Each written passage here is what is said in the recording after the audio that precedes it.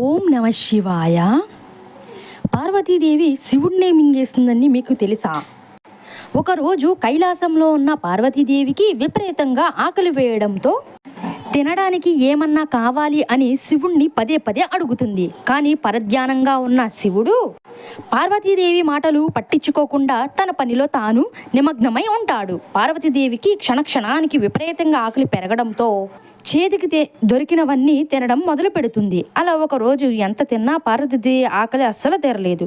శివుడు పార్వతీదేవిని చేస్తున్న పని చూసి అడ్డుపడతాడు. అడ్డుపడుతున్న శివుడిని పట్టించుకోకుండా శివుడిని నోట్లో వేసుకుని మింగేస్తుంది. పార్వతీదేవి శివుడు మింగిన వెంటనే ఆవిడ ఆకలి మాత్రం చల్లారింది. కానీ శివుడి గొంతులో ఉన్న గరల ప్రభావానికి పార్వతీదేవి శరీరం అంతా పొగలు కక్కుతూ చర్మం అంతా వదులుగా మారిపోతుంది.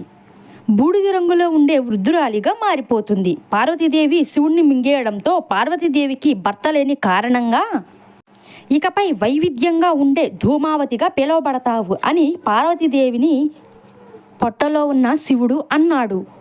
నమో పార్వతీపతయే నమః అని కామెంట్ చేయండి. నా వీడియో నచ్చితే నా ఛానల్ని సబ్స్క్రైబ్ చేయండి, లైక్ చేయండి అండ్ షేర్ కూడా చేయండి. ఇలాంటి భక్తి వీడియోస్ నా ఛానల్లో ఎన్నో పెట్టానండి. నా ఛానల్లోకి వెళ్ళి వీడియోస్ చూడండి. Thank you.